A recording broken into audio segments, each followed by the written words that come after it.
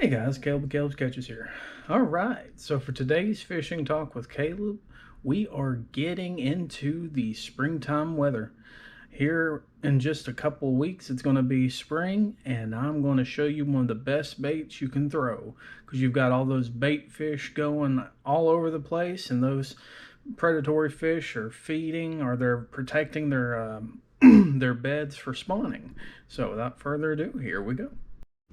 All right, so I've got a assortment of different crankbaits and stuff right here, and so that's what we're going to go over. We're going to start with a good old crankbait. So the crankbait, depending on its size, it dives different depths. This one is a 3.5 to 6.5 foot diver.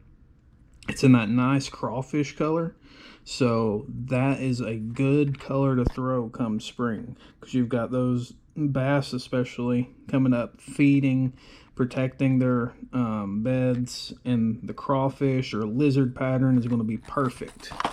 Another one you can throw is a bluegill color. This is it's got that little chartreuse spot at the end of it that can really help the strike. I like using these translucent ones more on like a clear day, so it kind of reflects the water more. You also want a good bit of clarity, but this chartreuse tail can help you throw it in darker water as well.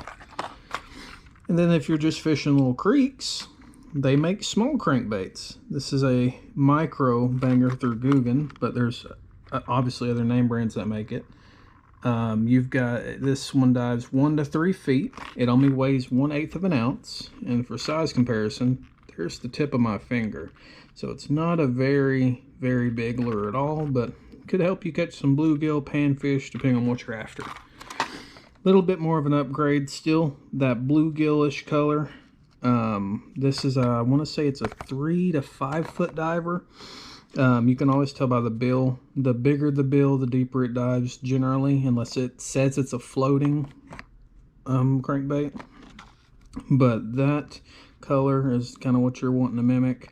You're wanting to find your bluegill, your shad, any type of bait that you have in your area. So that's what you're kind of going with.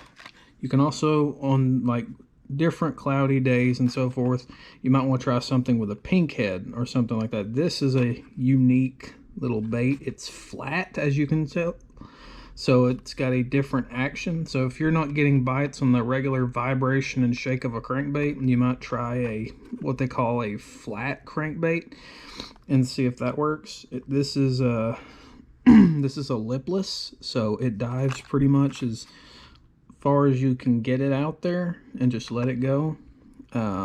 This is a Japanese lure. It's pretty cool. I haven't got to try this one out yet, but I've heard good things about it.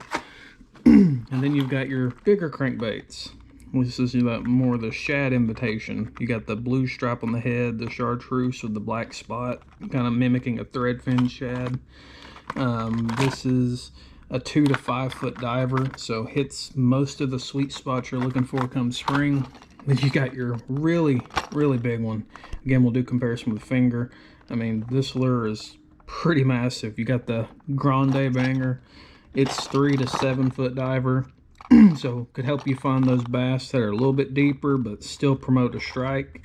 You want to throw square bills around spots that are going to cause them to rattle and shake and bounce off of that bill. So you're talking your rock piles. If you can get the treble hooks around the grass, you might be able to rip it through the grass real fast, but you want to have some strong line if you're going to do that. These are best thrown on fluorocarbon line.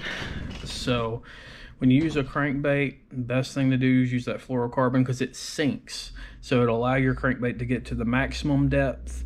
I personally use monofilament. It's just my preference. I use it on a lot of things. It still gets down to the depth I need it to. It doesn't dive completely down, but I can still keep it in the strike zone I want it to.